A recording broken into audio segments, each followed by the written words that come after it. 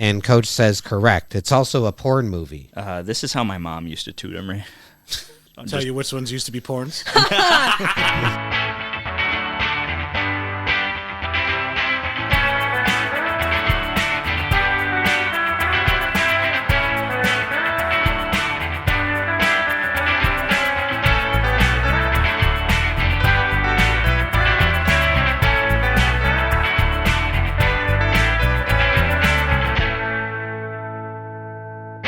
Hello, and welcome back to Rewatching Home Movies, a weekly watch-along podcast where three friends and one guest break down the 1999 animated series Home Movies. My name is Tim, and I'm obsessed with home movies. My name's Adele, and I am a home movies newbie.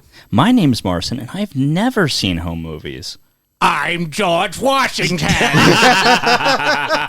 My name's Craig, and I'm an OG home movies fan. This is true. Home Movies Season 2, Episode 10, titled History. Boo. I didn't like this title. I also don't like it. This is the first time I've heard it, and I also don't like this title. I was hoping it was going to be Starboy, and yes, that's the title. No, it's History. Original air date March 9th, 2002 on Adult Swim. Written by Brendan Small, Bill Broadus, and cast. Directed by Lauren Bouchard and produced by Melissa Barden-Galsky. Synopsis for this episode. One sentence, you love to see it. Brendan is failing history, with his movie reflecting his lack of historical knowledge. Okay, that makes a lot of sense. Because at one point when the episode started, I was like, Picasso, or you mean Van Gogh? Yeah. Annie?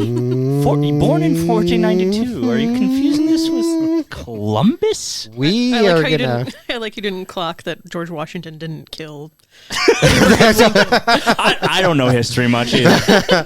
Well, we'll jump into all the slaves either. Yeah, right. True. He was actually kind of against freeing the slaves. Before we jump into this episode, why don't we take a little trip into the creative corner, shall we? The creative corner of creative corner doodly doo. So we have a guest today, so I'm sitting on Bob's lap. And I think he's ready to go. Creative Corner, anything we are producing, consuming in the creative realm. Who would like to go first? I will go first. Marcin. So my creative corner today is a friend of mine, actually. His name is Bobby. He is on TikTok and YouTube as Bobby Lugosi. We love Bobby! I love Bobby. Dude. Yeah, he's a really good friend of mine. I've known him for years, and I've known him when we were both starting off on YouTube, and like he had more subscribers than I did like the first time I met him in the first place. He used to have dusty old movies, but his whole YouTube channel, his whole persona is about how much he loves black and white classic horror. And Yes. One of the paragraphs on his YouTube is classic fright in black and white. This channel is about recreating, reviewing, and appreciating the greatest moments in classic horror. His original YouTube was dusty old movies, and then he changed it to Lugosi Theater because he loves, and I mean loves, Bela Lugosi. And he's on TikTok, and he's blowing up right now. Yes. I'm so proud of the dude. He's an autistic man, and he shows how his appreciation for horror, and he just makes everyone understand that like being autistic there's nothing wrong with it, and you should embrace that part of it. Yeah. So full disclosure, we met this gentleman when you were doing the party scene for Season of the Curse 2. And you encouraged everybody to come in and wear costumes. And I had heard about this gentleman, so I was like, well, obviously I know what his costume is going to be. Yeah, it's going to be Dracula, right? Nope. No. I completely forgot what his costume is. It was Julia Child! Julia Childs, darling. Oh, and he did it so well, did it. too. I did his makeup for it. Yeah, he did great. Did he the Hunchback? I don't think he did. No. he didn't do the Hunchback, but the rest of the costume was pretty on point. Yeah. And I actually followed him on TikTok way before I even knew him as a person. So Really? when I met him, I'm like, I follow you on TikTok. And he was like, thank you so much. He's just like such a positive person. He's a very kind and positive dude, yes. He really is. I actually met him years before we actually met in person as friends. I showed up and he was working at Taco Bell. I ordering from him, and he was just the nicest dude, like eye contact, smile, and I was like, I'll always remember that. And then years later I met him at a party. I was like, I remember you. And just a super cool dude, and I love Bobby so much. If you don't follow him, you should, because he shows the appreciation for so many like lost media that people just throw away, don't even think about it anymore, like Frankenstein, like original Dracula, all these black and white movies that I didn't even know Dark Shadows was a TV show. Yes, I was literally just talking about Tim. This. I was like, do you think our violinist would play the Dark Shadows theme song? Yeah, he taught me that Dark Shadows was a TV show. I had never known that it was a TV show, and then I only knew when Dark Shadows came out because of Tim Burton do that whole talk about that. But even Bobby is like, I appreciate that movie for what it is, but I love Dark Shadows. And when I started The Doorman, which was this project I've been working on for years, we needed someone to play the villain, the Doorman, and there was only one person I could think of, and it was Bobby. And so Bobby plays the Doorman. Out of everyone on that cast, everyone on that crew, Bobby was 100% a real one the entire time. He was so happy to be there, and I was so happy to have him on there. Bobby is good people, and Bobby is very wholesome content. Very, very, very wholesome content. I love that man so much. He's so fucking cool. Shout out Bobby. I don't know how I missed that he plays Doorman. How did I not? Yeah, I didn't know that either. There's no trailer out. I try not to talk about it. It brings great shame to me until it's finished. No. That's probably why. Etc. Yes. So he's Bobby Lugosi on TikTok? On TikTok, he's Lugosi Theater. Lugosi Theater. And YouTube. And if you're looking him up on YouTube and you can't find him under Lugosi Theater, look up like at Dusty Old Movies, because that's still his handle for YouTube. Nice. But that's my creative corner. Hell yeah, that's a good one. We love a horror king. Yes. Seal of approval on that one. We got to meet Bobby, and he's such a delight. He really, really is. When he showed up at Julia Childs, Nate was like, "He's Julia Childs." I'm like, maybe, is he? Are you sure? I don't know who that is. That's funny. Even brought one of her cookbooks, and he was like showing me pictures of her in the cookbook. I was like, hell yeah, Bobby. Oh, yeah. He steals the scene every time he's in there. Absolutely. That's funny. Good creative corner. Yeah. All right. Who would like to go second? I think that's between you and I, brother. It might as well be me because I'll be the quickest one. Okay, cool. Yeah, go for it. So I am a dad, and I don't do anything creative anymore. By the time I get home from work, I'm trying to check out. So most of the time, I don't do anything creative, and I realized because of my age that I'm becoming classic Craig. I am who I am. So as of now, I really enjoy playing old video games. Yes. Because the new ones go, there's way too much going on. I just do not have the time and dedication and patience, and I will forget it within a week. Yeah. So I've been going back on my Switch, and I've been playing like Metroid Fusion quite a bit. Besides that, I've been playing Skyrim, because I've whoever finished the Skyrim. Yeah. Dude, I downloaded Skyrim on my little Steam Deck thing because I'm like, I just need a game to like get lost into for a bit. So I keep jumping back and forth. My ADD kicks in. I'll play these games, and then I'll just go to the next one. Yeah. So I'm classic Craig right now. I don't care who I am. That's the way to go, man. That's hell yeah. Especially video games that keep coming out, they all just have microtransactions that you have to pay. Oh my god, it's crazy. It's pay to win. Well, dude, it's big investments on multiple levels. Games now are $70. Yep. A typical game is going to take up 100 gigs of your hard drive space, which for some systems is like half your hard drive space. The amount of time you need to sink into these games. Some of these games just ain't it anymore. And the classic game to just jump into, play, and then I get that. Let me play Doom on an Apple Core. Yeah. Because you can just play Doom on everything. You can play Doom on my toaster. Yeah. Well, you can play Skyrim on your fridge now. I believe that. I believe that. I also have not ever finished Skyrim. I've started it so many different times. Same. Still haven't finished it. Yep. My last playthrough, I got turned into a vampire super early on, and I'm like, fuck this. I'm not dealing with all that shit. Fuck that. Dude, there are so many games like I associate with Craig and I's childhood because I had a TurboGrafx 16, which was kind of like the weird console to have when you were growing up. It was usually like the Nintendo, Super Nintendo, Sega. So I had the TurboGrafx 16, so we had some games on there that are just like classic OG. This is our childhood games. With the biggest one, and you just brought this up last night at Thanksgiving, was this game called Final Lap Twin, which was a part racing game. It's a racer, but it's also a part Pokemon type game where you're going around and like battling against like area champs and getting car parts to make your car better. So it's like Pokemon in that aspect. It's kind of that old RPG aspect, but it's a racing game. What was the name of the console you had? TurboGrafx 16. 16. I've never heard of that. I've also never heard of it. It was in between like Nintendo before Sega Genesis and Super Nintendo. Yeah. The 16 was like 16-bit graphics, which was huge at the time.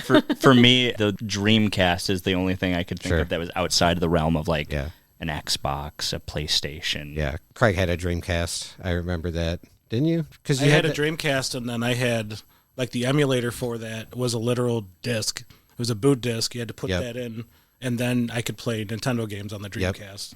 So that was like the earliest version of emulation I had. Yeah. I only played Echo the Dolphin, and that one always like scared me for some reason. I think the big game we played on Dreamcast, well, it was two, the Marvel vs. Capcom 2, and then Crazy Taxi. Quick Arena was really good, too. Oh, yeah.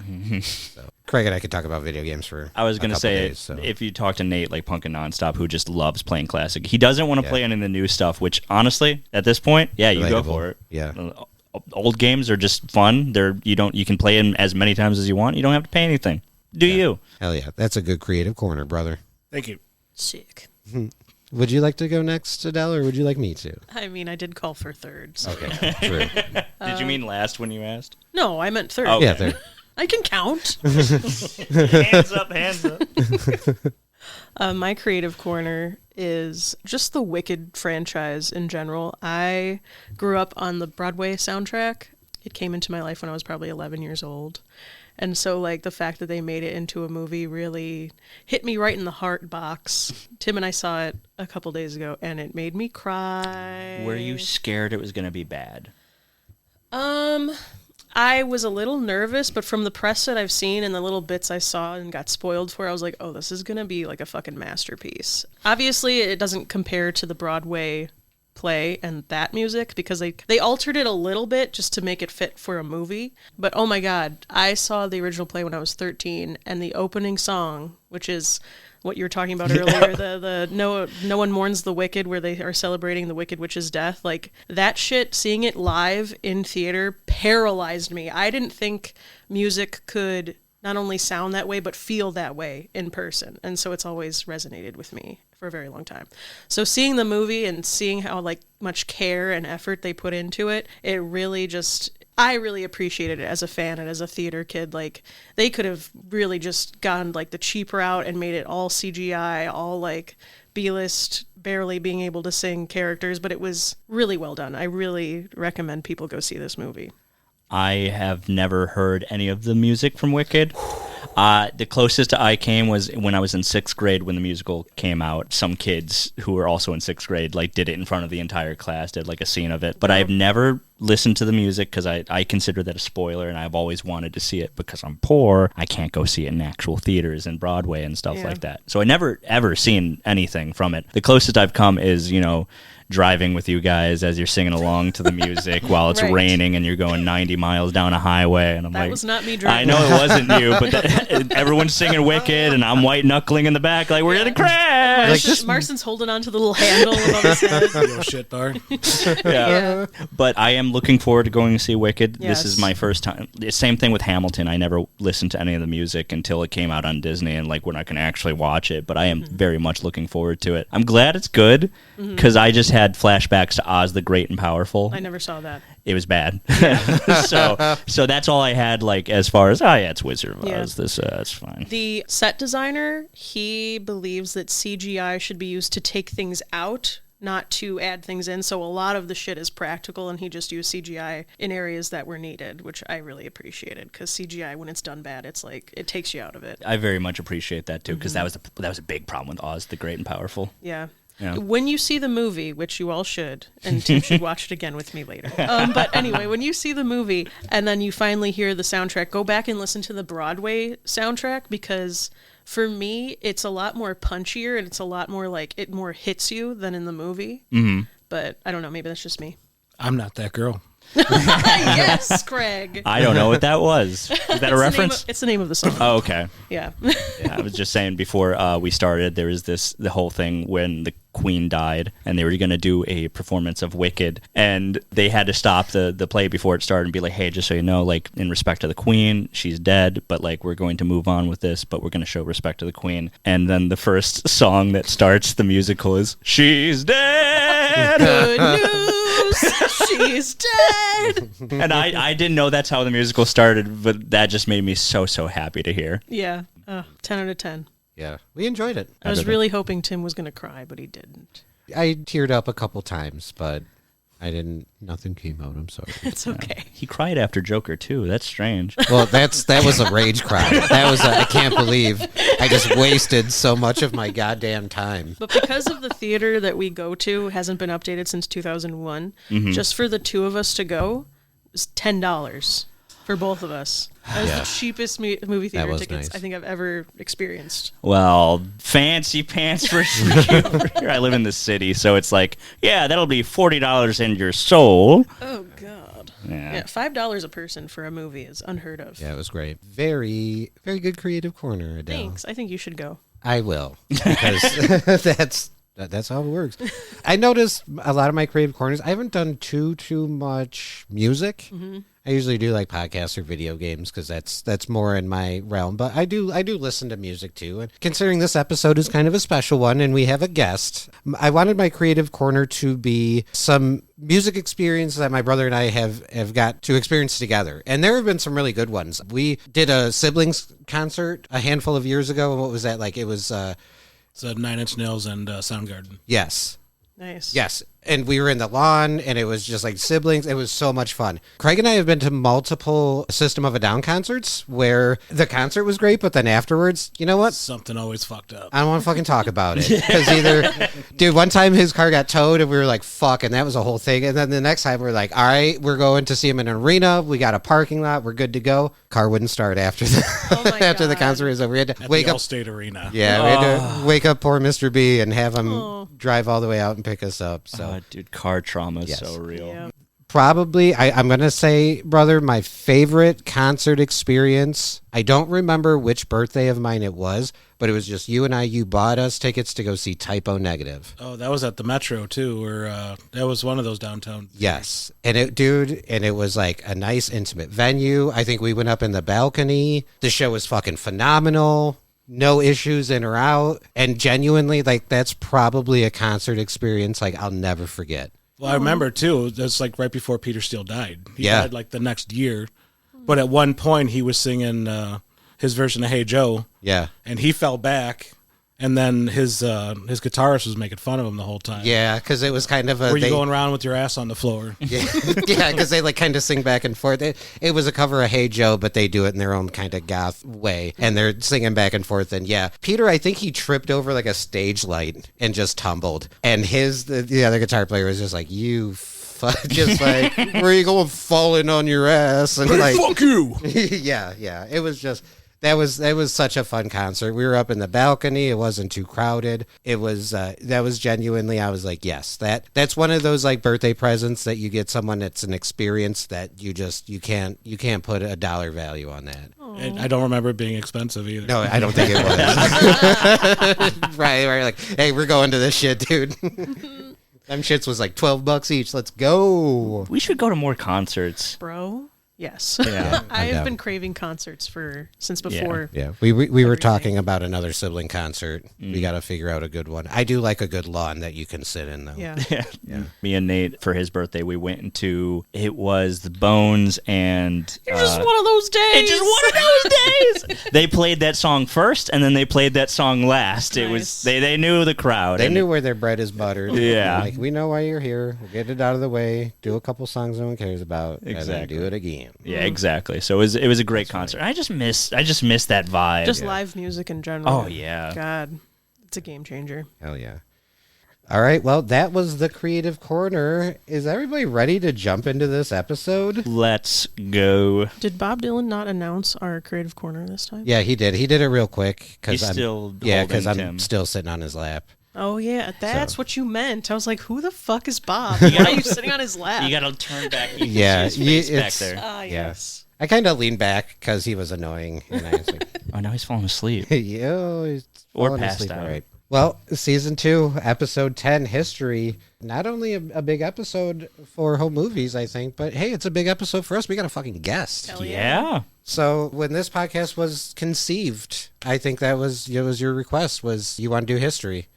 Yeah, so this episode is the only episode like this one. And Yeah. I know you've done a couple other podcasts. Every once in a while you'll throw home movies in there. And the one thing I always think about is like if somebody were to ask me my top 4 episodes. Yeah. So every time I think about that, 3 of them constantly change. Right. But I have this one's always on there. So I don't know if it's my favorite episode, but it's up there, and it's up there for a reason. Absolutely. The amount of quotable lines in this episode, the music, I just can't even. It's so good. I was told that you wanted to be on this episode because for me, when this podcast first was conceptualized, I always thought it was going to be you two because you guys love this show so much. So when you said that you wanted this episode, I was like, all right, what do we got? What's going on? Like cracking my knuckles as we're coming down. Like, oh, what is this going to be about? And I'm blown away a little bit. It's a very good episode.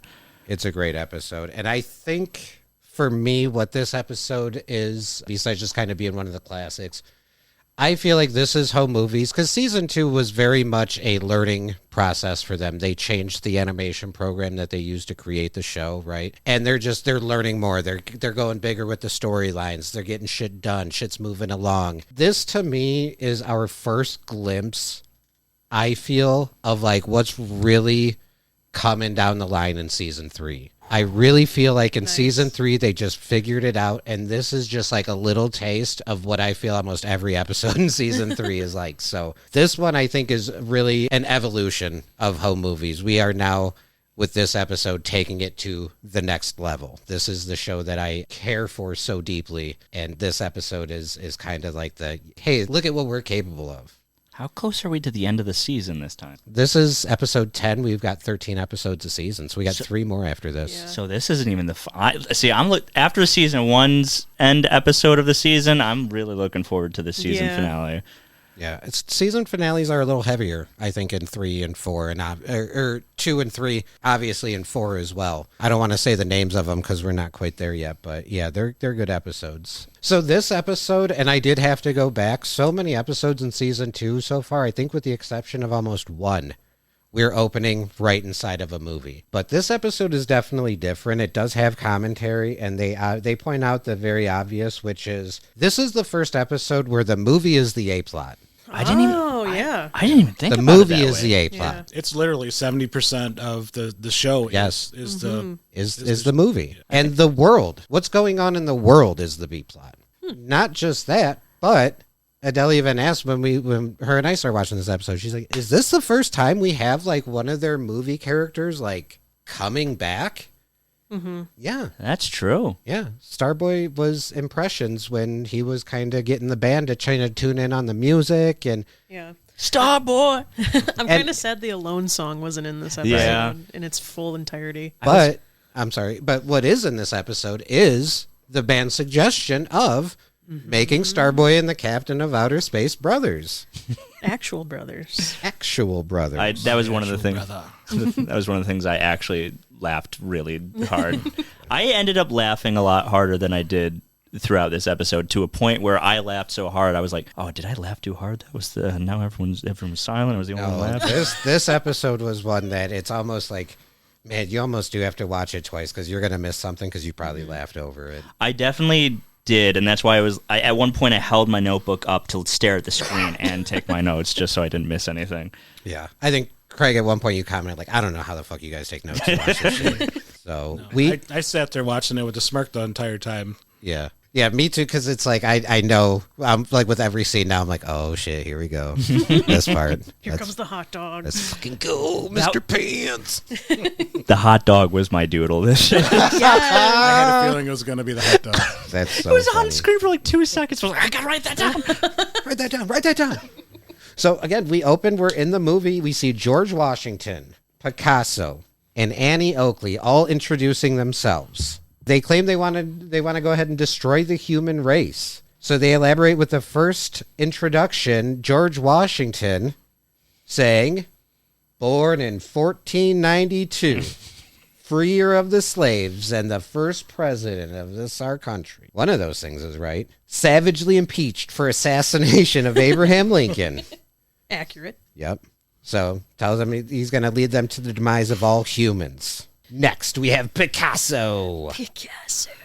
Of course, played by Jason, and quite well, I think. Oh yeah, great character design for Picasso though. Yeah. Like the way he was painted, so it's half of a face. Oh, it's so good. And not gonna lie, if you actually pay attention, the design changes slightly throughout the I didn't scenes. even realize. Yes. I didn't either. Sometimes it's cut in at a different point. Like right now, it's on screen. He's got more of kind of a.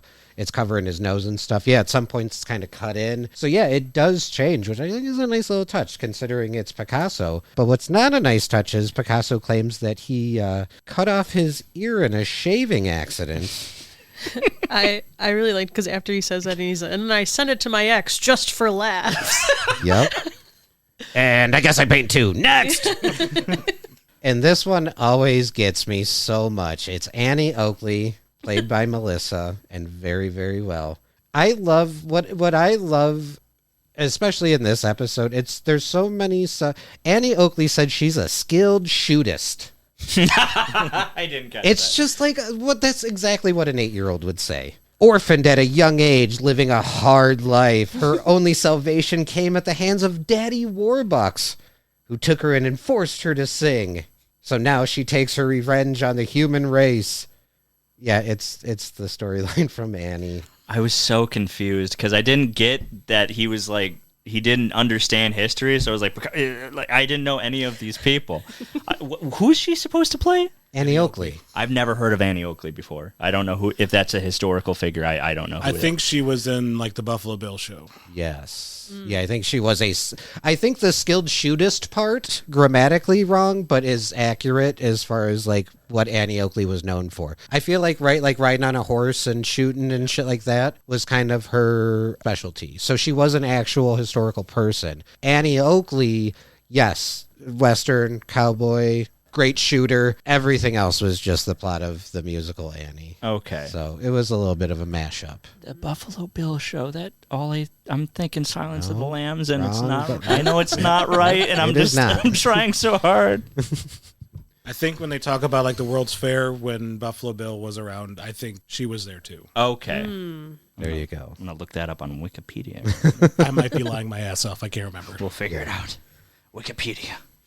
So yeah, she forced to sing, so she's going to take her revenge on the human race. And they all claimed they're going to have their revenge now. But Brendan claims that first they must vote to uphold democracy. So all three of them say aye, and then evil George Washington is like, wait, was that us agreeing to vote, or was that the vote? Classic. Too real. So we have now the quick title screen for Starboy and the Captain of Outer Space. I love the little zap sounds on Captain of Outer Space, like pew, pew, pew. And now we see it's their perspective. They see the evil bad guys on a TV, so it's like they're monitoring the bad guys. So we have Brendan playing Starboy and Jason playing the Captain of Outer Space. Captain asks Starboy if he thinks they're up to something, and Captain of Outer Space agrees. Starboy says, "But what, Captain of Outer Space? But what?" Can I add something about the character design of Starboy? Sure. For me, that was the first thing I looked at was on the way his helmet is. It's just the shark goggles that I would always like covet as a kid that would come up on the commercial. Yeah. Did you ever? Do you? Yes. Okay, just cool because I looked at that and the way that if you look at it, it is exactly that. Yeah. Okay, yeah. I even see like the little fin on top that you're talking about Yeah. there. Okay. That was That's the first thing I could think of. I was like, I wanted that as a kid. But that's is that Shark Boy and Lava Girl? No, but I can go on and on about Shark Dream. I'm Go to sleep, you little bleep.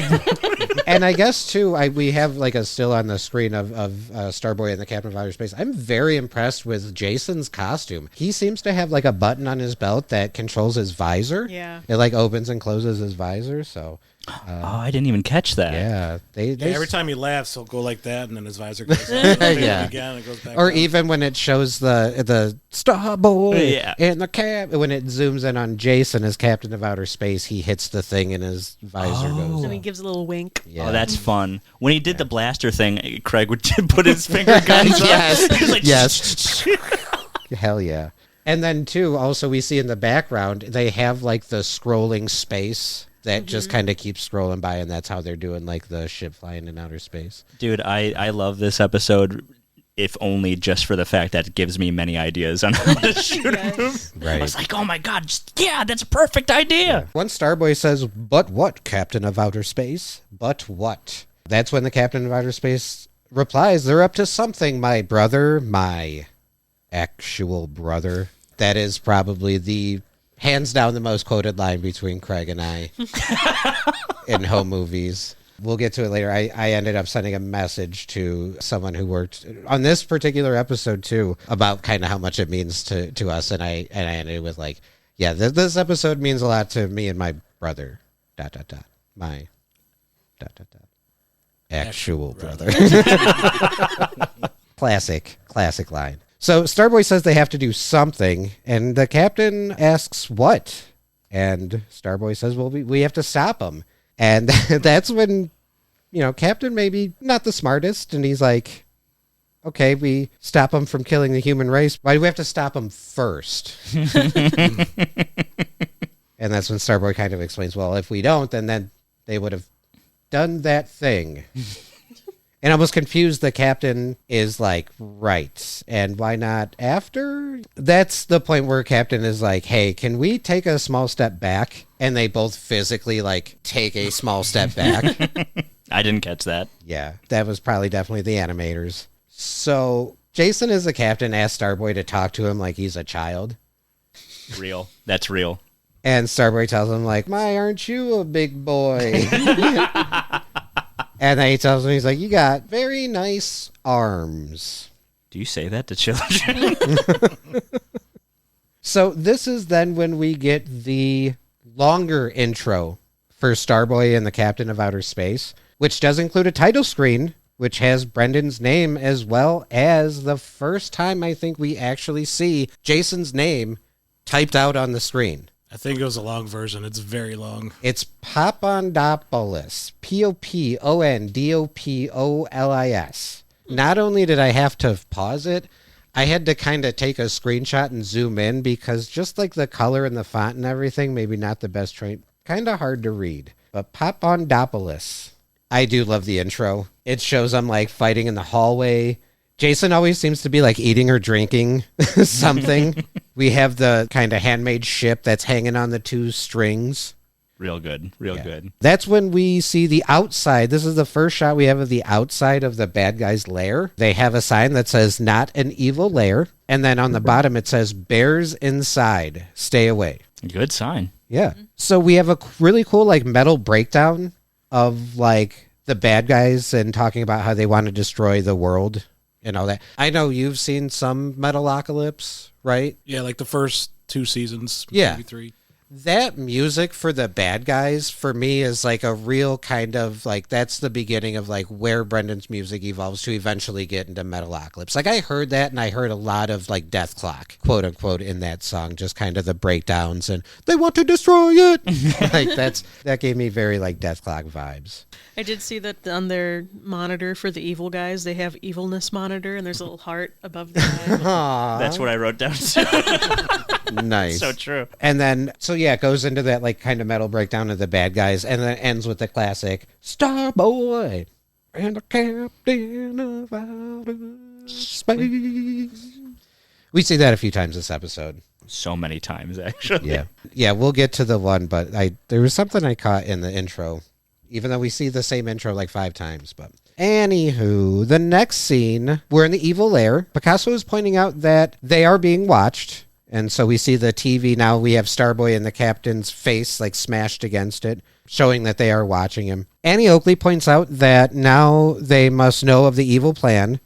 And evil George Washington tells them not to worry about it because they have hostages. Here we are. The hostages, we've got Walter as Shakespeare. We've got Perry as Oliver Twist. And we've got Junior Adelberg as the Mermaid Queen. Wait, did they say Mermaid Queen or Merman Queen? I heard Mermaid Queen, yeah. Yeah, I think they said Mermaid Queen. That's what I have anyway.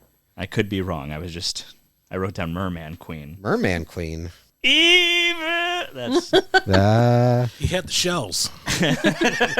I think Merman Queen would be a great drag name. That's true. I'm gonna write that down. Write that down. Write that down. The son of it's like Ken. Ken Adelberg. I hear his name constantly from doing this show, but it's like I erase it the second I look away. Sure. I don't know what it is. I just made kind of a homemade home movies meme where I just screenshotted like every job that Ken Adelberg has had in the second season so far. Mm-hmm. And then I posted, I'm like, life as a gig economy worker. He doesn't even have time to shave the unibrow. No. All three of them are screaming for help, and Picasso points out that if anything happens to them during their plan to destroy the human race, then the hostages will get it. Cool. Wait, at one point, didn't Ken what's his son's name? Is it still Ken? It's Junior. Junior, okay. At one point, he's holding onto the wires. Yeah, and he just lets go. Let's go, and he's still hanging there. Yeah. So they say they're going to start by destroying Shakespeare first. And Shakespeare says that he can't die yet. He's too young. Plus, he hasn't written his masterpiece called Cats. Yeah, that was funny. That got me. Annie Oakley points out that Oliver Twist would be next. And Perry just kind of laughs and says, that's fine with me. There's a couple times where Perry's like, yeah, go faster. I think Perry's like, yep, that's fine. And George Washington then points out, then you, the Mermaid Queen. And that's when Junior, as the Mermaid Queen, says he didn't do anything wrong. And neither did the other four. Two. The other three. Four. Two. So yeah, that's a bit where somebody tries to correct him, says the other three. Someone corrects him and says the other two. And Junior kind of, in a little foreshadow, explains he's not very good with math. Pleads for them not to kill the Mermaid Queen. And evil George Washington explained, if Starboy interferes, the hostages will get it. Starboy! So the next scene, we see Starboy and the captain, and they're in their ship. Starboy says they're up to their cuffs in danger, huh? Capitan de la Outros la Spacio. Did you say that? Yes. Yeah, he said it in Spanish. Yeah. Did you say it correctly? No. No. You know what, though? I could be wrong because when I translate it, that was my MySpace profile. Yeah. And I used the other version of Outer Space. Nice. That's very fun. So this is the point where the captain agrees. Yep. He says he's going to route the Jefferson space plane. Do you guys get that at all? Jefferson Starship. Yes. So Jefferson, was it Jefferson Starship? Was it Ben Jefferson? Didn't they go to Jefferson's? Jefferson Starship, Jefferson... I don't remember. Yeah, they had two names. I know they had two different names at one time. I want to say I've never heard anything from Jefferson Starship. All I know is it's referenced on Supernatural at one point. So that's the only reason I know that. Because they called the Leviathans Jefferson Starships in one season. I've never seen Supernatural. I never finished it. You're not missing much. Yeah. Oh, they were Jefferson Airplane. And they were Jefferson Starship. And then they, some of the band members broke off and made Jefferson Starship. Yeah, I don't think Grace Kelly stuck around. Yeah. That song, Jane, which is off of Wet Hot Summer. Yeah. That's the theme song. That's a male lead. Yeah. I thought they would have changed the name when they started getting popular because, they took off. So Jefferson Airplane and Jefferson, yeah. Yeah, maybe it was like a kind of a subtle dig at the previous, like, oh, you're an airplane? We're a fucking starship. It's just like when the Silver Boulders from the Naked Brothers band broke off and became the Gold Boulders. I don't know what, 9 of those words That's the Naked Brothers band. And then the brothers became Death Note 2017 Netflix, and then Hereditary. Yeah. All right, Tim's just squinting at me. I'm trying to figure. Do you mean like the people from the band broke off and then made those movies? No. So the Naked Brothers band. Okay, they were actual brothers, and then they right. became actors after they were in the band. Oh, and they were in those movies. Yeah. And then one of them, I think it was Nat Wolff, plays Light Yagami from the Death Note Netflix movie, and then the other one, Alex Wolff, became one of the main leads in Hereditary, which is very funny to me that he became this classic horror movie that it changed the genre, and then it's like Death Note. Death Note, that was an insult to the actual anime. Yeah, exactly. How was that Thanksgiving? Basically, all I hear about the Death Note Netflix is bad. It's such a great bad movie, though. I love it so much. I've watched it multiple times. Did you ever watch the anime? Yeah, I love the anime, okay, but the fucking show is the movie is fucking funny. I really fucking love it. Captain says he's routing the Jefferson space plane towards Earth, and Starboy says, all right, that's all taken care of. So then he doesn't ask, he tells the captain, why don't you go get me some lemonade? The captain, understandably, is like, no, get your own lemonade. Guys, I didn't even catch this until I listened to the commentary. There it is. Yeah, okay. I did write that down. I was waiting for it. Gnome spotted. Gnome on the dash. I did not catch that at first. It shows it a couple times. I mean, it shows Jason here as the captain. I like he's got the big wheel pulled up to like the command console there. The holy roller. There you go. But yeah, we've got a gnome there on the dash. Didn't even catch it until they pointed it out in commentary. Did they say what they say about it in the commentary? Lauren Bouchard's just like, oh, yep, and there's a gnome on the dash there. Oh, damn it. I was like, wait, what the fuck did he... I think I was doing that, and I was like, what? And Adele's like, what's wrong? And I'm like, oh, not sorry, it was gnome. Mr. Gnome, no biggie. I thought we were closer to the gnome, like, conspiracy. I might have learned some things recently.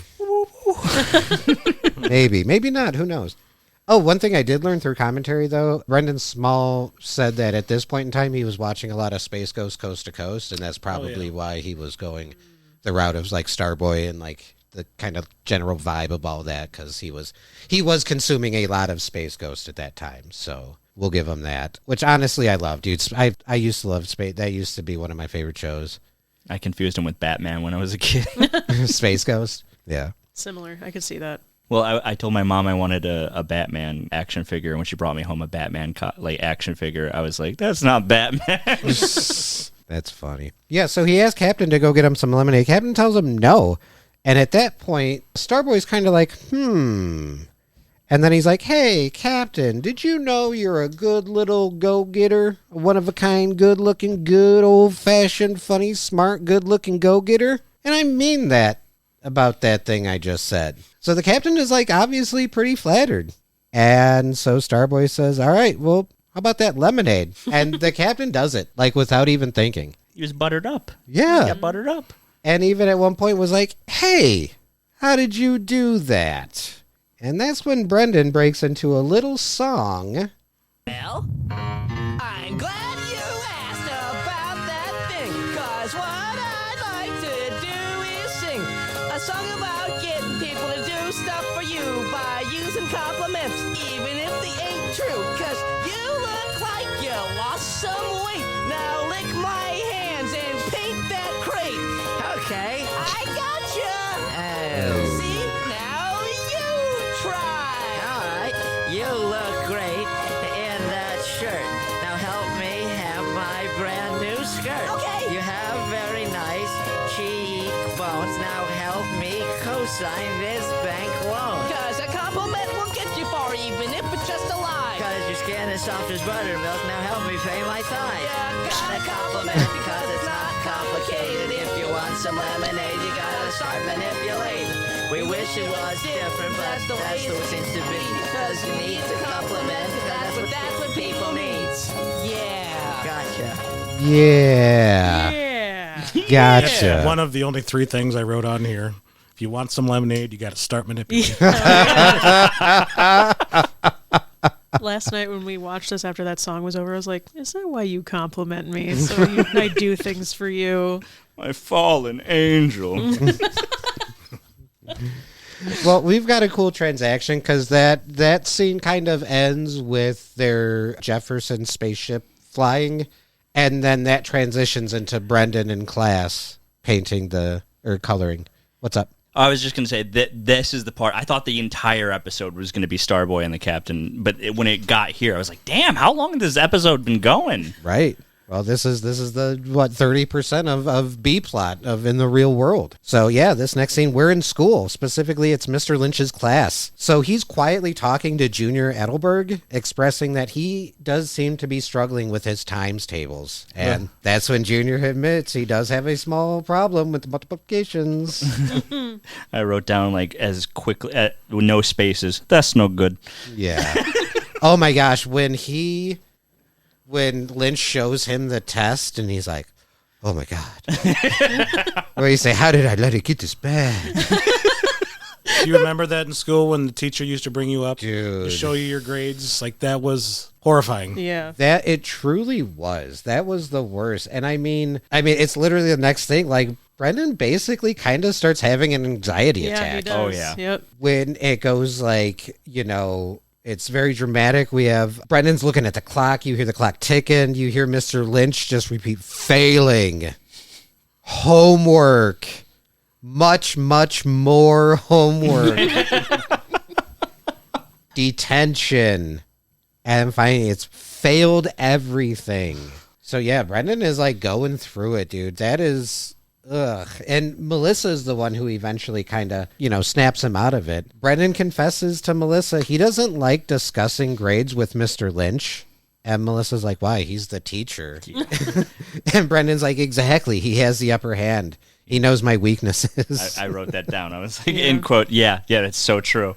Of course, Melissa wouldn't understand because she has good grades all the time. That's what I'm saying. Yeah. It's also clear to me that Brendan has ADHD of some sort. Absolutely. Because when he was like class daydreaming, I was like, oh my God, that's me so bad. Like, it does not matter. Like, if I'm 14 or if I'm the age I am right now, I'm constantly just, I don't want to be here. Let's go to the fantasy land.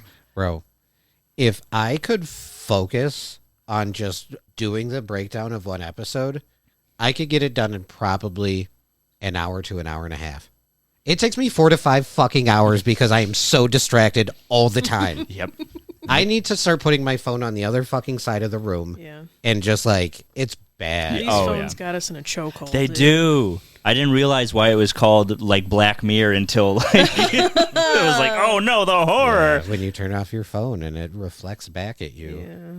Going back, showing our ages a little bit, I remember a point, I was just telling Adele this the other day, when they're like, scientists are worried that a child's attention span will only be 11 to 13 minutes because that's how long a TV show is before it breaks to commercial. And I'm like, bro, if I could have an attention span of 11 to 13 minutes right now, Yep. I would get so much fucking shit done. I literally just did for class, I did a public speech about like kids' films and why they are important. And I did a lot of research on it. And the fact that kids are being handed phones and iPads to shut them up, Yep. to get them to go to sleep. Yeah. And that the parents are just handing them to go, which is fine. I get sleep. I understand you need sleep. You need these kids to like leave you alone just for like 5 goddamn minutes. I completely understand that, but it's so scary because it's like I hate the day my parents got me a phone. Thinking back on it, And like for our generation, like I think we were the youngest at first to start with like having the internet at our fingertips, and that's fucked me up when it started at like 12, 13. So these kids who are handing an iPad at like 2, I'm just like, okay.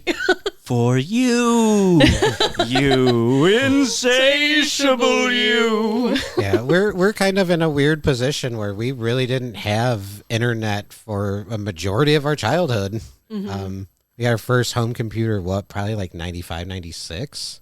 Yeah, it was before Haley was born. Yeah. It would have been. How was being bored? Like, how was that?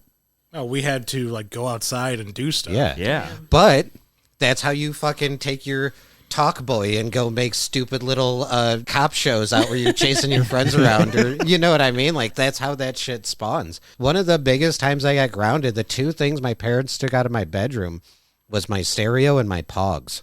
Because like those are the 2 things at the time that they're like, this kid will get entertainment out of that? Fuck that shit. Not the Pogs. Yeah. He's gonna go in there and play Twisted Sister. And fucking just slam Pogs. Oh man. What are you gonna do with your life? I'd always get my iPod taken away. That was the big thing. Yeah. Well, Melissa asked Brendan why he doesn't just do his homework. Brendan says he tries not to take his work home with him. Melissa points out that it's called homework, and Brendan said it's a life quality issue. Listen, that advice for like a grown-ass adult and your job, don't take your work home with you, it's a life quality issue, is such fucking great advice. Yeah. I wish I could follow it to a T. But for a kid in their homework, it's like, dude, no, you gotta do your fucking homework, bro. The thing is, I agree with Brendan so much, though, because like, why are like every class you have every single day is like what 7 subjects, and then you each like you have to assign them like homework every single day, so you have 7 pieces of homework like on average or whatever every night. How long does that take you to do? And how long do you have really to do it? Yeah. And then you just waste your time, your precious time that everyone tells you, you're a kid, be a kid, you got precious time. And it's like, oh, sorry, I got to do this math homework. But I think that's even changed since you guys got out of school, because I literally just went to my kids' parent-teacher conference, and they say, like, look, they've been sitting here for 8 hours a day. Why do I need to give them more homework on this stuff?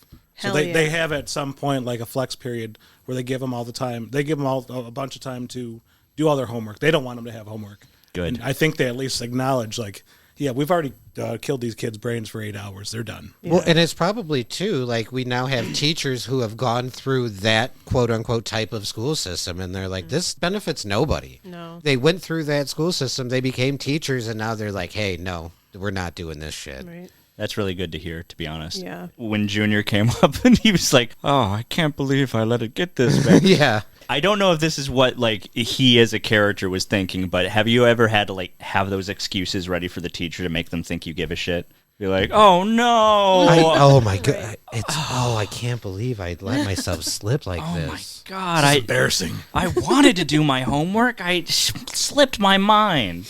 Look, this is embarrassing for me, but it's embarrassing for you, too.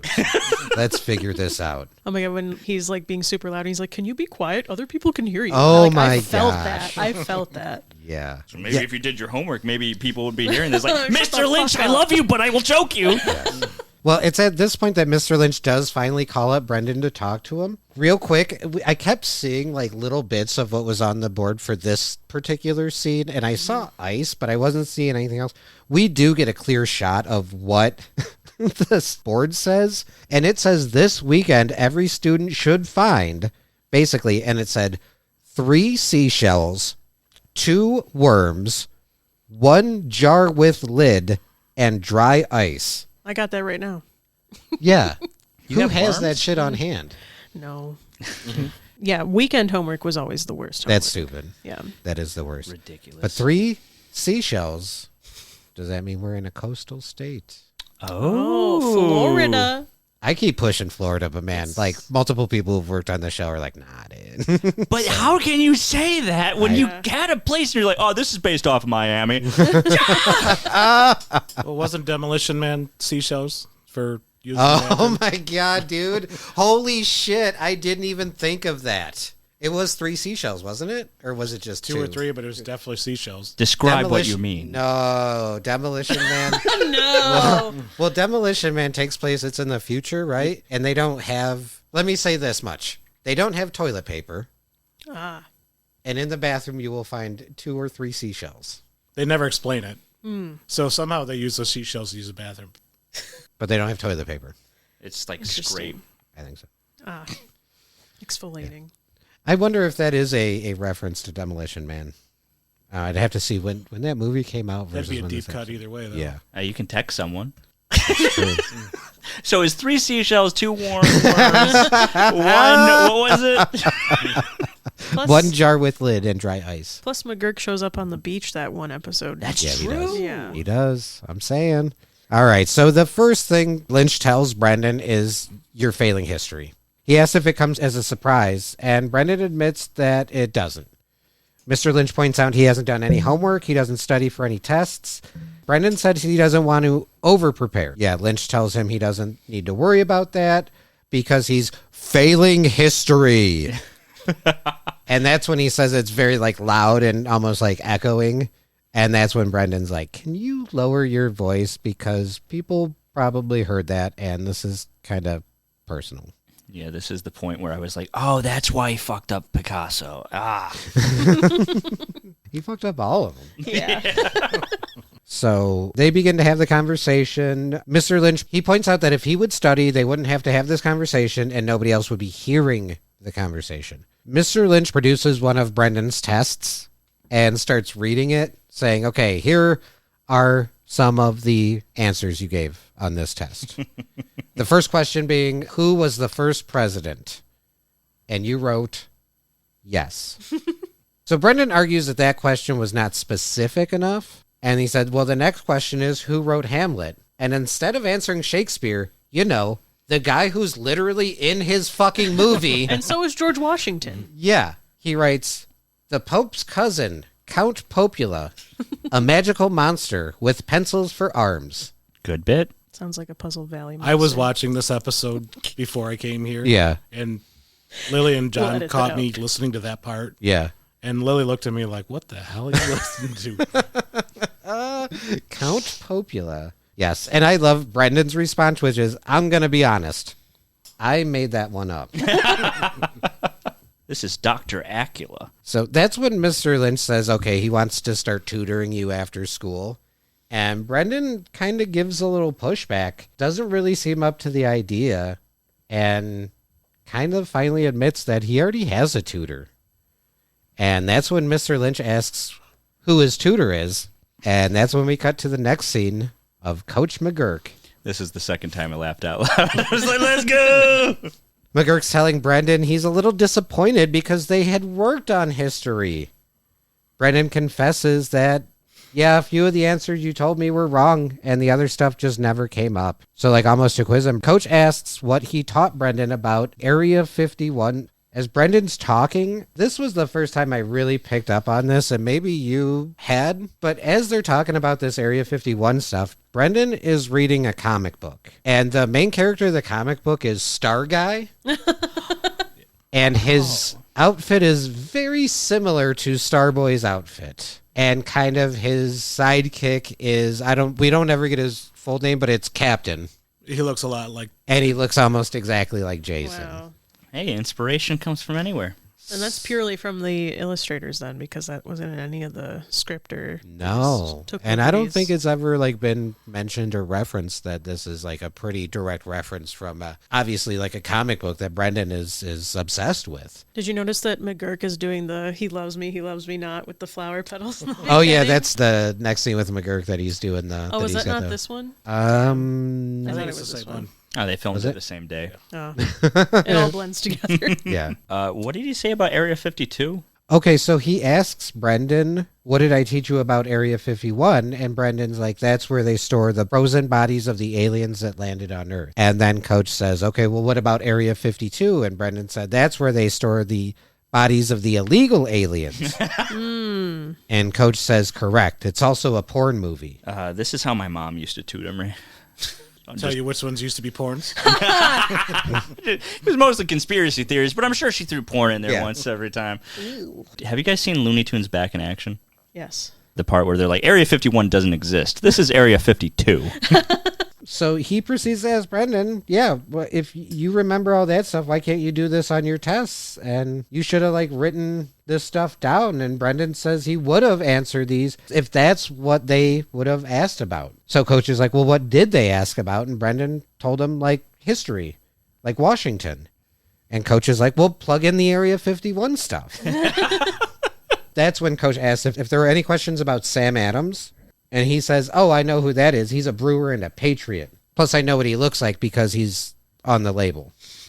Just to kind of show both of their ADD at this point, that's when Coach is like, you want to go see a movie? Brendan's like, yeah, sure. I was hoping they'd show us the movie they Yeah, went saw. same.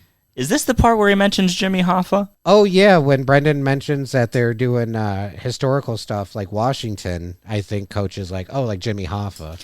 Yeah, which honestly, I think people should talk more about Jimmy Hoffa, because I didn't know about that until I watched Bruce Almighty, when they dug up Jimmy Hoffa's body. The whole thing about him being in charge of unions and then they killed him. I didn't know this. Yeah, they should teach that in school, shouldn't they? It's a rumor that he's buried at like the 50-yard line of some famous football stadium or some shit. Ooh. Yeah, exactly. History. Another conspiracy, so that's probably why Coach brings it up. I just wrote preoccupied ! But I don't know what that was about. The compliment song, they use the exact same music from the birthday song. Do you remember the birthday song from? Birthday, Doodly doo. There's a song that plays in the background of Fenton's party called the birthday song. It's so quiet, you don't even really hear it. I think we only know about because we probably sent it to each other a few times, like for our birthdays. That's the other thing is usually our happy birthday messages to each other consists of at least a home movies quote and then a still from an episode or something like that. So. I just sent Adele a 24-minute long voice message. Long legs reference. Yes. Wait, are you saying, so in that Fenton party, it's happy birthday, doodly doo? There is a birthday song playing in the background. I think the I one. think it's showing Walter and Perry dancing too. Yeah, I think it's like it's your birthday, doodly doo. How did we not mention this on the podcast where we say doodly doo every fucking episode? Well, you guys start doing doodly, and I'm just like, doodly doo is in home movies. It's actually in the theme song of Metalocalypse too. Yeah, Doodly doo. I think that's probably like a Brendan Small thing as well. I mean, obviously, you guys say it a lot. I'm not taking that away from you. I mean, Adele. I only say it because it's what my dad says. So Yeah. maybe he's a secret fan. and I Your only dad say probably watched a lot of home movies, yeah. would be my guess. I've met him. He's a closet home movies fan. Thank you for finishing. He's a closet homo. Home movies fan. Bob? I only say it because Adele says. All right, so this next scene, we have that Starboy intro again. And this time it pauses for a second. We see it's the reflection of the TV. It's like Brendan is like editing and Paula is commenting that Brendan seems to be a little preoccupied. This was actually the one because that intro is Starboy. It's Brendan as Starboy. And he has like wires hooked up to him and he like flies across the screen.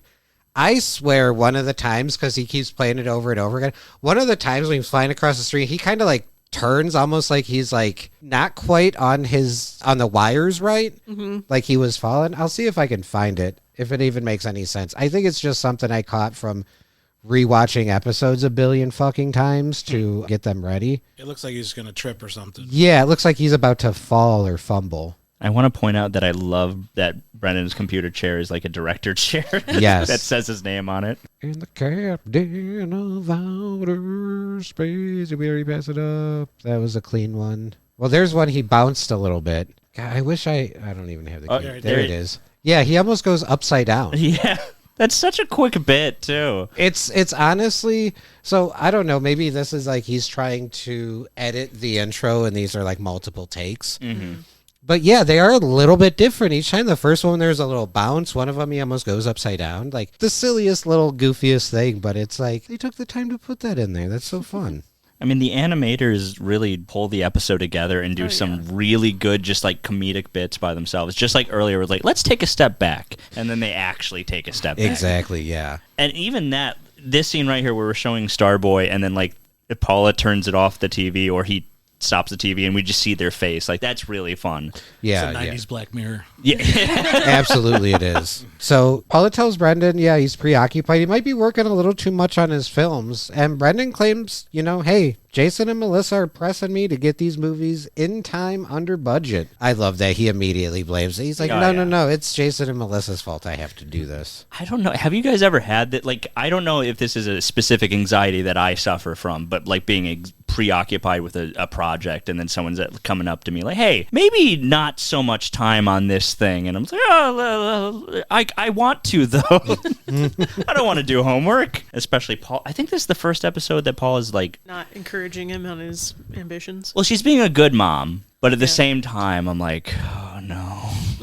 I see the writing on the wall. Well, Paula does point out that she thinks it's great that Brendan is failing because now she's going to save so much money on not sending him to film school. Damn. Hurts right there. Brendan says he doesn't think he has the energy in his life right now to be tutored. And Paula said, well, what about all the energy you're not using on homework? You can use some of that energy to get tutored. And Brendan's like, all right, we're just talking in circles here. Didn't Lynch at one point threaten to, maybe it was the episode where he becomes president and Lynch tells him like he would have a hard time getting into film school? Oh, yeah. Oh, yeah, because He's been threatened more than once. I Yeah. guess. Yeah. If they got an anonymous letter from me. Yep. So that's when Paula tells Brendan, like, all right, yep, you're going. So we get this the Starboy intro one more time, and then we find ourselves back in the lair of evil. Picasso is telling evil George Washington that now is the time to start killing the human race. George tells him, hold your horses. Annie Oakley. Picasso says, hey, if we're going to do this, we need to do it now because I got a lot of stuff to do today. And evil George Washington points out we talk a lot about destroying the human race, but have we thought about how we're going to destroy the human race? And I love Annie Oakley and Picasso are both like, rocks! We got so many rocks. Oh, Melissa's Annie Oakley's like, I collected so many rocks. Big rocks! The thing that annoyed me in this scene is that Jason is painting like the whole time, and then you don't get to see what he's painting. Oh. Yeah, this was the second thing I put was just rocks. Lots of rocks. So that's when he stops to tell him he wants to introduce him to his killing machine, who also happens to be his favorite kitty. He tells him, put your hands together for Mr. Pants.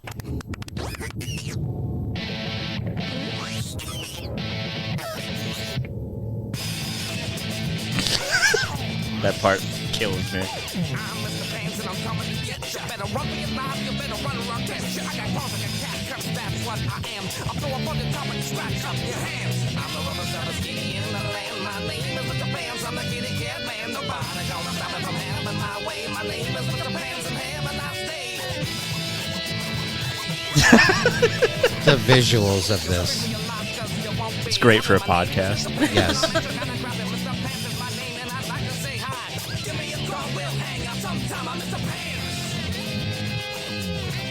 And it's a lot of dancing. I like how he winks at him like you don't know it's Walter Perry!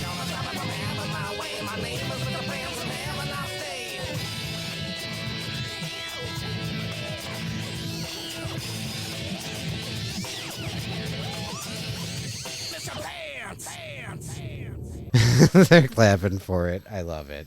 That was the third thing I wrote down too. Was the Mermaid Queen was Madonna. When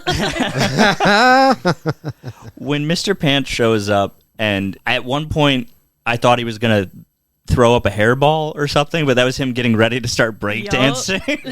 I thought he was like, and then he just starts spinning out of nowhere. I have a little spoiler for in between seasons 2 and 3. We will be releasing an interview I had the pleasure of doing with a gentleman named David Sanangelo. George Washington. Close. I had the pleasure of talking to David. He's oftentimes credited in episodes as Davio. He said that they gave each other a lot of nicknames and sometimes they get credited as such. So just a tiny little spoiler for that. As I was talking to David, he confessed to me that one of the things he traditionally does, his favorite thing to do, was basically anything with Scab, Dwayne's band. So knowing we were going to record this episode today, I might have reached out to David and asked, hey, we're about to do the episode history. I remember you said you do a lot of the Scab animation. Did you do the Mr. Pants sequence? FYI, this is probably one of my favorite episodes of season 2. He very quickly replied to me. He's such a nice dude. He said, hey, yes, I did the intro with Evil George Washington, Annie Oakley, and Picasso, the Mr. Pants song, and the ending where Starboy and the captain defeat Mr. Pants. He did the break dancing. Yes. Yeah. Yeah. That was such smooth animation. Yeah. Clever. He crushed it. He said anything with the band, like for whatever reason, he'd always be like, oh, can I do the, and everyone else is like, yeah, dude, you go for it. We don't want to do that. And so he was always like, yes. And he always wanted to go as big as he could. So David Sanangelo was the one who did the Mr. Pan sequence. And when he told me that, I was like, 10 out of 10, no notes. Thank you. Thank you so much. You have For no your idea. service. Was he involved in the first season? Funny enough, the first episode he came in on was director's cut. So Franz Kafka. Yeah. Oh. Nice. So I love that you have that memorized. Because I would have been like, which one was that? yeah, So my little behind the scenes is I did shift work for like 15 years. And when we had slow points, I would typically watch the show. So even if I wasn't like watching it, it was kind of my background noise. So a lot of the stuff I just know because I've seen it so many damn times. yeah. But this was always my go-to on night shifts. Mr. Pants. What was he? Because there's a bunch of folders and papers that they're like dancing on. It was just cardboard. Which is card. Yeah, that was like the typical thing to breakdance on. I thought it was Brendan's homework. I mean, canonically, let's say yes. But yeah, no, it was just like cardboard. So I loved at the end of the Mr. Pants song, all the evil villains are like clapping. And then we cut over to the 3 hostages dangling above a pool of toxic waste. And that's when Annie Oakley points out that her and Picasso decided that instead of keeping them around, they were slowly going to kill the hostages now. Picasso points out to evil George Washington he forgot to tell him. And even says, I didn't think it would be a problem, and I hope you're not mad. And evil GW is like, well, I mean, yes, I have to admit I am a little disappointed. This is George Washington. He wants them to vote on everything. And they tell him, well, we were going to wait for you, but you were in the bathroom. And George even asked, like, you couldn't wait? And Picasso is like, you do take a long time in the bathroom. George Washington tells him he's a little disappointed, but finally concedes and asks where the hostages are. And they just do this bit where, like, they can't seem to find they're like, where you put them? No, we're in, and then eventually just like, oh yeah, they're right there. Yeah, I loved it when he said, "Pull it together, GW." Oh my god, that was so funny. It's like, you'll probably not get this, but in Wizards of Waverly Place, one of the characters calls Abraham Lincoln Mr. 16, and so that's all I've ever called Abraham Lincoln is Mr. 16. I don't think I've seen that. It's from Wizards of Waverly. Yeah. It's after she breaks up with her boyfriend and she goes into his dream and Abraham Lincoln is there.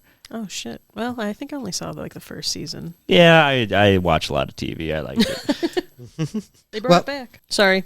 It's okay. I've seen the first episode. I never watched the show. It's good. I'll take your word for it. All right, well, we cut back to the Jefferson space plane. Starboy's like kind of like telling Captain of Outer Space, like, come on, let's go. And he's having a hard time figuring out what to wear. And yeah, Starboy's pretty impatient. He tells him, look, if you're going to take forever, I'm going to have a hot dog. And the captain is like, well, okay, well, so am I. And so they're both having hot dogs. And Starboy is like, how do you think hot dogs are made anyway? And that's when the captain says, I don't know, maybe they're born that way. That's the cutest thing you've said all day. Oh, I love that line. I think that's another line. That's another quotable. That's the cutest thing you've said all day. So we hear the hostages scream again, and the captain tells them they need to stop screwing around and go figure out how hot dogs are made. They both go through the teleporter, and we have a quick montage of them learning how hot dogs are made by some kind of hot dog mascot. Was that your... That was my doodle this episode. I didn't have anything. I forgot to doodle anything because I was so enamored with the show. But then the second I saw the hot dog, I was like, I have to draw you. I had to do that real quick because it's terrifying. Oh, yeah. He really is.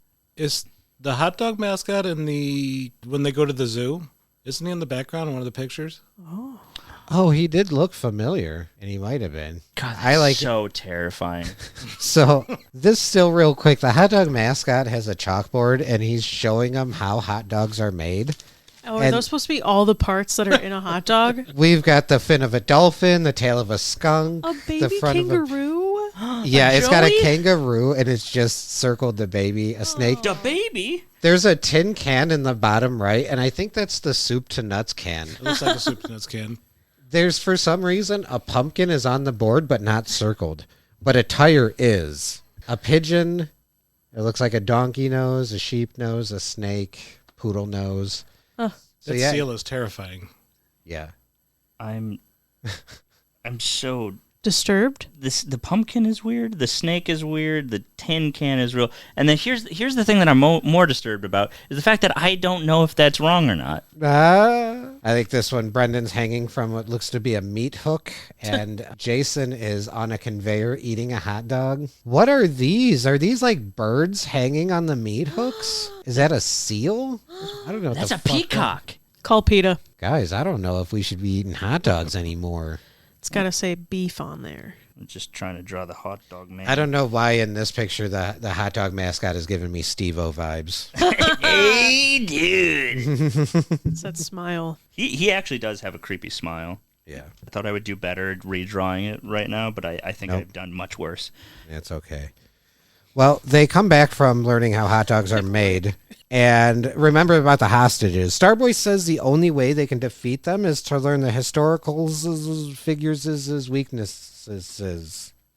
I thought that was going to be like the way that he was going to tie in learning about history was like, that's how I have to learn about their weaknesses, is learning history. Oh, man, that would have been good. I thought that's what I was like, yes, this is how they'll tie both plots together. Nice. No, it's almost like Brendan is more concerned with his movie making than he is with actually doing his homework. Retweet. So now we're back at Mr. Lynch's class. He's talking to Brendan. He asks Brendan what he knows about Washington, and Brendan remarks that it's a junior high. Mr. Lynch, not amused. And Brendan says it's on Washington Street. It's the one who discovered Washington State. He finally gets part of an answer right, and he says he was the first president. And Mr. Lynch is like, okay, trying to get more information. And then Brendan's like, he's evil? And I was like, yes. Technically, he was evil. Did you see the cup that was on Mr. Lynch's desk? No. Was it a kitty cat cup? No, it was a horse cup. And I Oh, drew yeah, it. the tail was like the handle for the cup. Yeah. I did see that. It's a decent cup. Yeah. These Should've animators are really putting the work. It should have been a kitty cat cup. It really should have been. Brendan claims that he is evil. Mr. Lynch points out to Brendan that a lot of this information is actually located in a book. And I like this. He tells Brendan, he's like, do you feel like you are easily distracted? And then it just cuts to Brendan like picking gum off of his shoe. And Mr. Lynch is like, let me put this another way. You're easily distracted. That's when Brendan is like, well, do you know how hot dogs are made? And Mr. Lynch is like, all right, we need to find a way to get you to focus. Good luck, baby. That's when they have this like back and forth is like, what is it? He's like, we need to find a way to get you to focus. And Brendan is like, on what? And Mr. Lynch is like, on what do you think?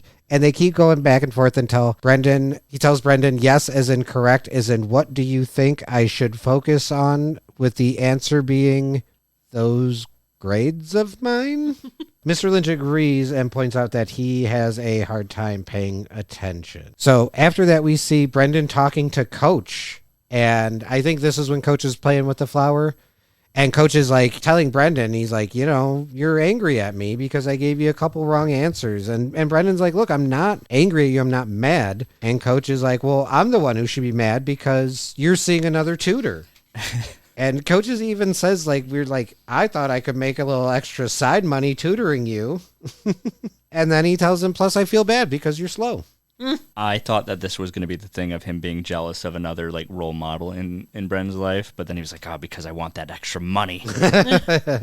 No, we're not. This was a very McGurk light episode. I think we just had him these two scenes. So yeah, Brendan gets defensive, kind of being like, "Who you calling slow?" And then Brendan is like, "Yeah, I'm willing to put it all on the line." And Coach is like, "What does that even mean?" And then I think that's when Coach is like, "Tell your tutor I said hello." And Brendan is like, "Maybe I will." So they like kind of aggressively like say goodbye to each other, and Brendan is like walking off, and Coach is like, pardon me for caring about your well-being, and that's what I get for trying to help someone. And Brendan kind of takes a beat and stops, and he's like, you know, what are you saying? And Coach is like, I bet you don't even know who did the Gettysburg Address. And that's when Brendan is like, Nixon, and Coach is like, correct. And who taught you that? And Brendan's like, you did. So that's when Coach tells Brendan to do the Gettysburg Address, but do it in the Nixon voice. He at least got that down. Yeah. Everything else he was pointing off, though. Yeah. Right. I'm not a crook. When I was in first grade, we had to dress up as a president, and I got Richard Nixon. And my mom was like, I will take you to the American Girl doll store if you just say, my name is Tricky Dick and I am not a crook, and do that. And I did it. Did you get an American Girl doll? I didn't get to go to the American Girl doll store, no. She lied to you. She fibbed. Yeah. Damn. Did you get a good grade on it, or was your teacher like, that's not a It was like the whole class did it, so it wasn't graded. It was just some fun shit we were doing. Yeah. Yeah. Who got W? I only knew who I did. I wasn't paying attention to the rest of it. I have ADHD. That's fair. Well, the next scene, we got an action-packed scene where Starboy and the Captain of Outer Space are trying to free the hostages. The group of evil historians are ready to unleash Mr. Pants on them. Starboy and Captain seem like they're defeated, but then they have the brilliant idea of asking Mr. Pants if he's been working out, telling him he's got a good physique. There's a part in this, it's so silly and subtle and goofy, but it's just like a gentle reminder, like, these are 8-year-old kids making this movie. Because this scene, there's a lot of cuts. We're cutting between Starboy, which is Brendan. We got Evil George Washington, which is also Brendan. So we got a lot of like kind of like cuts. And there's a point where Melissa, as Annie Oakley, is like, get him, Mr. Pants, and like pulls out her gun. And then it's the scene where Captain of Outer Space and Starboy are like, well, I guess this is it. See you on the other side. And then it's the same scene again with Melissa being like, get him, Mr. Pants. So they just like reuse that little bit twice. I didn't catch that at all. Yeah, it's such a small thing. Again, because I've rewatched these episodes so many times, but it's just one of those like, oh yeah, they would do that because they're 8. They're goofy little kids. So this is when we have the second kind of compliment song. I won't play this one. I won't play 3 songs on this talking podcast. But yeah, they pretty much do the compliment song again, but with Mr. Pants, to convince him to essentially box up the evil historians and throw them into space. Yeah, I like this version of the song. Because you're a pretty kitty with pretty kitty hair. We all like a reprise, especially in Yeah. a musical. Reprise always goes hard. Yeah. I love that we have the quick scene. It's so funny because the evil historical people, and they're flying in outer space, and it's a Polaroid picture of Yep. them.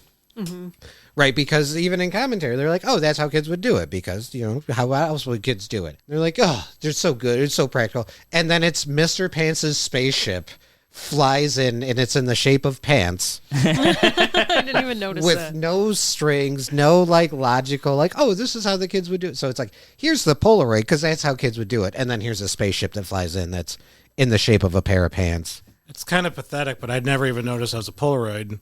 I just thought, oh, that's like an homage to, what is it, Superman 3? Yeah, the Phantom Zone. That's what I wrote down. The Polaroid Phantom Zone is such a good idea. Yeah.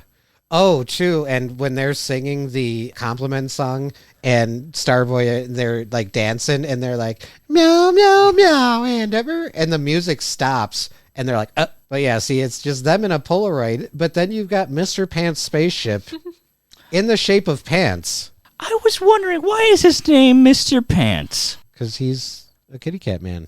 Because of spaceship pants. I don't know, dude. I just Because don't. he's the roughest, toughest kitty in the land. Why is his name is Mr. Pants? Yes, his name is Mr. Pants. But and why he's is the kitty his name cat man. Mr. Pants? It's his last name. At one point, he grabs his collar, his little name tag, and points it at the camera Yeah. and snaps right back. That also sounds like something a kid would name their cat, too. Right, Mr. Pants, yeah. Mr. Pants. The next scene, we're back in Mr. Lynch's class. He calls Brendan up to go over his recent history test. This was a bunk move. This is buddy. Buddy! Buddy. Real quick background catch. Did you see when Brendan was walking up on the chalkboard, it says today's teacher's pet, and it said Melissa, Hell yeah. and had a star next to her name? That's probably every day. That's really good. Yeah.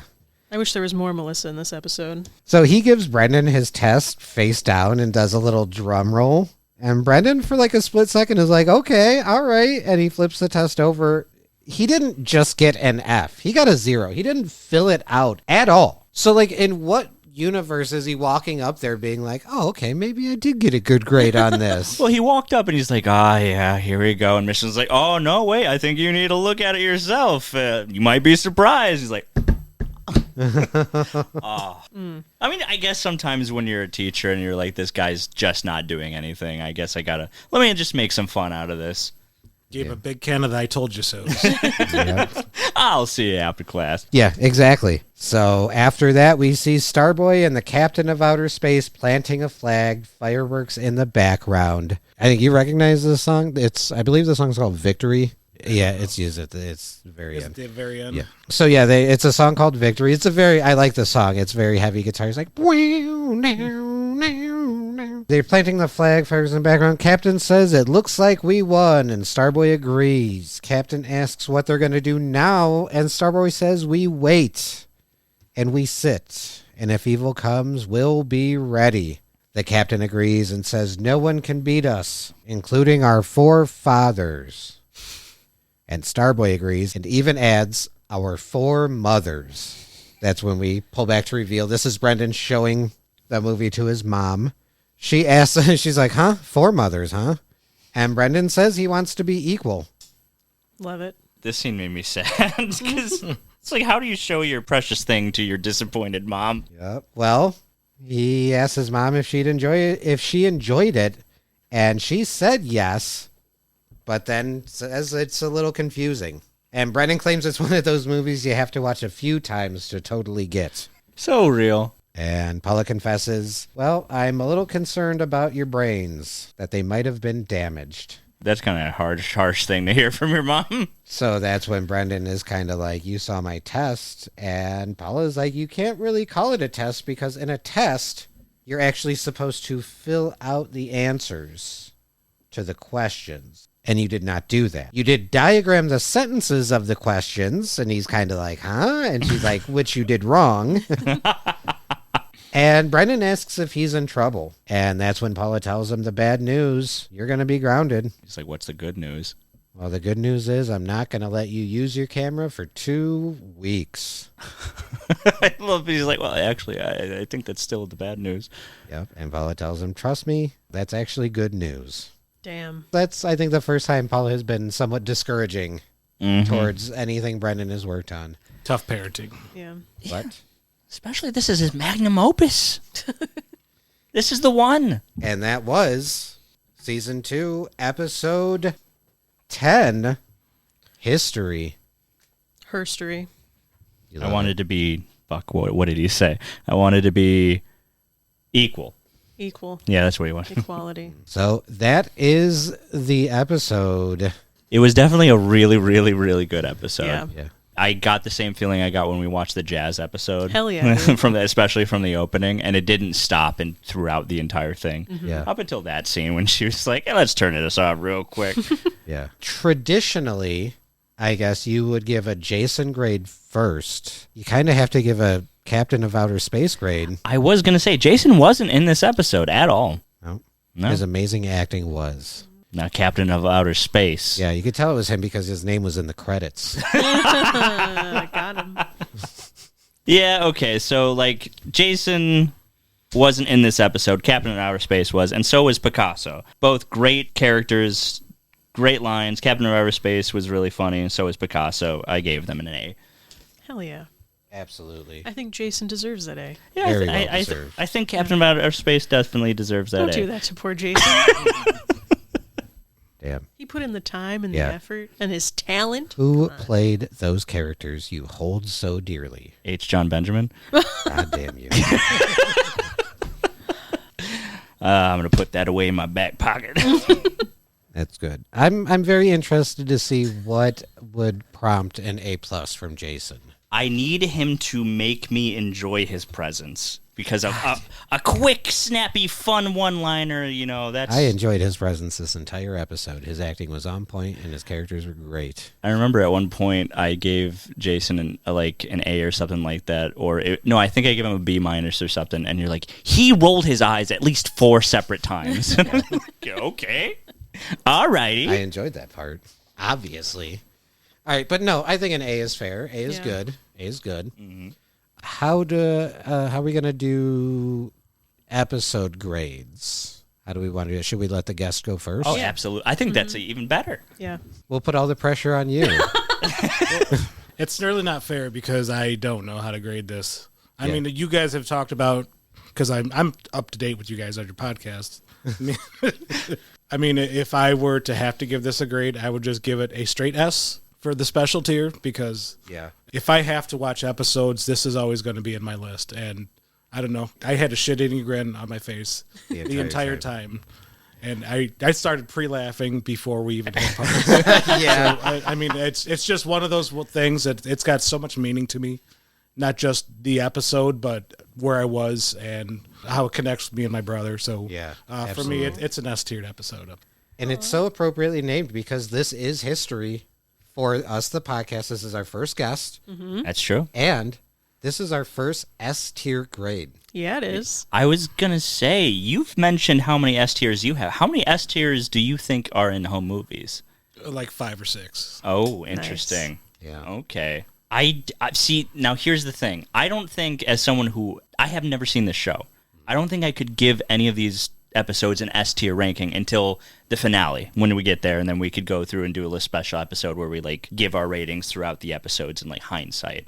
I don't know how to grade this episode other than an A+ because it's just a great episode, and it was really fun and very relatable going back and forth between the A plot and the B plot. And it's just like one of the first episodes where they're like, no, here's the this is the show, home movies, this is what it's about. I gave it an A+. It's really good. Hell yeah. Nice. I too give it an A+, just because literally anything with Dwayne in it, anything with music, I'm like, yes. When Mr. Let's Pants go. Yeah. when Mr. Pants comes running out of the darkness.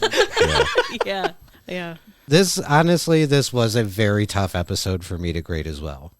because everything you two just said, 110% agree with. Multiple bangers of music in this one episode. That compliment song, I feel like I remember the first time I ever saw that movie and the absurdity of, well, I'm glad you asked about that thing, because what I liked, just ridiculous. Like, that was definitely a moment where I'm just like, yeah, I fucking love this show so much.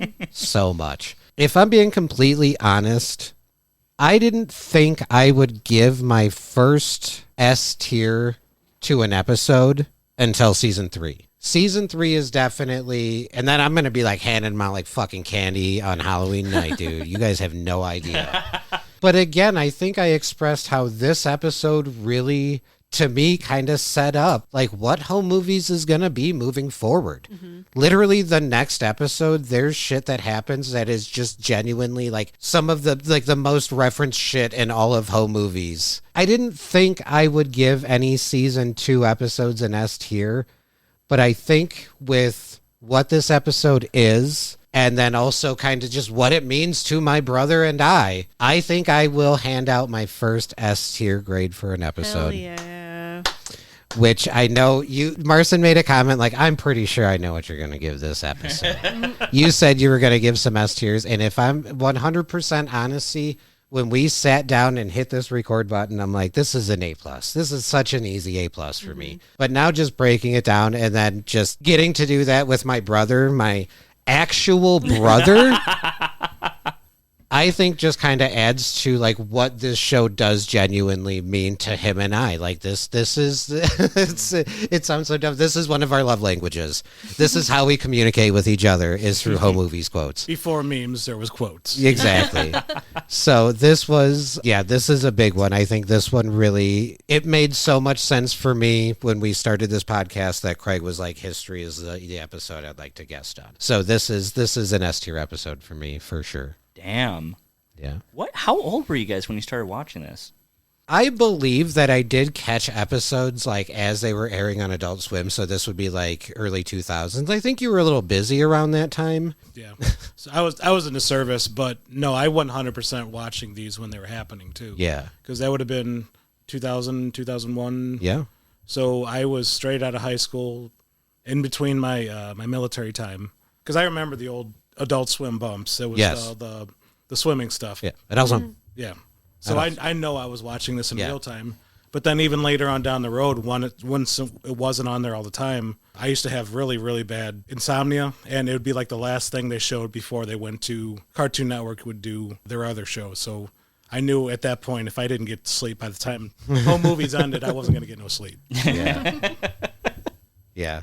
Once they convert to like regular cartoons, you're like, oh shit, we're out of Adult Swim. I need to go to sleep. Yeah. But then I do remember too, like after I had graduated, I remember getting some DVDs, and I don't remember if they had like the full seasons then or if it was just a few episodes on a DVD or how that worked. But I do remember having some physical DVDs of them before like the box set even came out. Yeah, I think it was a combination of like, yeah, we did watch some of these episodes live. I remember I enjoyed it so much I did purchase DVDs of it. Yeah, this is just it feels like I'm not allowed to give S tiers out until that final episode. Yeah. But the fact that you guys have given this an S tier is, I expected that, to be honest, just because you're like, yeah. But I didn't expect it to be this good, to be honest. I came here and I was like, yeah, it's going to be a really funny episode. And then it wasn't just funny. It like had different plots, and it was playing off of what was going on in Brendan's life. And also, I love Mr. Lynch. I didn't think I was going to love him as much as I do, but he is just such a funny, like, nerdy character. He's like, let's see what you got. Like, that killed me. And if ever there were, like, you know, one of Brendan's movies to spend 70% of an episode in, Starboy is the one. Like, that's it. I could spend a whole episode in Starboy and not even care about what's going on in the outside world. So it was a really good episode. Bringing back Starboy, like I said, they've never done that before. They never brought back a reoccurring character like this. Super great episode. So happy that you were able to come on and be a guest. Thanks for having me. 3 cheers for our first guest. Yeah. Hip, hip. 3 cheers for Melissa's cell phone. 3 cheers for Melissa's cell phone. Well, is there anything else we want to add before we get into those sweet, sweet plugs? No, I'm just happy to meet you first off, and like I was just happy to have, because like I said, when the concept came on for the show, I was just like, oh yeah, this is a show for. So I'm very happy that I got to be here while we watched this episode together and see you guys like really enjoy this episode. Yeah. I'm honestly really happy it worked out the way it did, because we've already watched it 1.5 million times. I like hearing your guys' reaction to this. Mm-hmm. So for me, it's like when you guys are first seeing this for the first time, I'm jealous you guys get to experience it. And I mean, we did it 20 years ago. Yeah. So, it's refreshing to hear it the way I don't think it would have worked if it was me and him, to be honest. It just would have been two people being like, this show's so great. It's so fucking good. It's so good. But no, I think you're right. Being able to experience with people who are experiencing it for the first and second time, it definitely breathes more life into the show for us. And it's very fun. Mm-hmm. So, okay. Well, I think that's going to be the end of this episode. Let's get into those. One more question. Who's your favorite character? Oh, see, that's not fair. I feel like it's Melissa. Hell yeah. Okay. Let's go. All right. Yeah. All right. Melissa's the realist. Yeah. For sure. But there's times where you're going to see much later on where you see she's flawed too. Mm-hmm. And when that happens, you're like, well, she's still a little girl. Yeah. But I don't know. I see so much of my daughter in her. Aww. It's kind of great to me. Yeah. That's sweet. I love it. Oh, what a great place to end it. Well, let's jump into those sweet, sweet plugs. Plug me up. All right, Marcin, why don't you go first? I'm reaching into my bag of infinite projects here. Currently, I'm working on the sequel to my RPG podcast / audio drama. It is Puzzle Valley, is the first season. When Penny Popular's murder is recorded and sent to everyone through Snapchat, a group of teens uncover the mysteries of Puzzle Valley, the uncertainty of their future, and the secrets of those closest to them. The sequel series we're working on right now with Adele is part of it. It's a prequel set in the year 2000, and it's already looking to be one hell of a high school teen detective story. It might be too early to give away the story for that one, but as for the core of what Puzzle Valley stands for, it's about the masks other people put on us, the weight it carries, and finding the strength to take them off. Puzzle Valley means a lot to me, so if you want to listen to it, you can find it under the Eldritch Journeys banner, wherever you find podcasts. So sometimes I paint, sometimes I make things, and sometimes I post that on my Instagram, which is the Artisanal of Oddity. That is Artisanal of Oddity at www.instagram.com. And that's my plug. And as always, this podcast is brought to you by the Happy Corner Podcast. They were nice enough to donate equipment to us so we could keep this podcast going. So we always want to give them a nice little shout out at the end. The Happy Corner Podcast streams every Sunday at 1:45 Central. And then you can get the audio version wherever you get your podcasts. That's going to do it for this episode of Rewatching Home Movies. Join us next week for a very special Christmas-themed episode. If you liked what you heard, check out our Linktree at Linktree/RHMpod. There you can like, follow, and subscribe. Send us an email or leave us a 5-star review. I will read 5-star reviews on the podcast. Thanks to Shannon Conway for the refresh of our logo and Chris Bongat for the use of our theme song. On behalf of myself, Tim, and my co-host Marcin and Adele, thank you for rewatching home movies with us. We'll see you next week. Bye.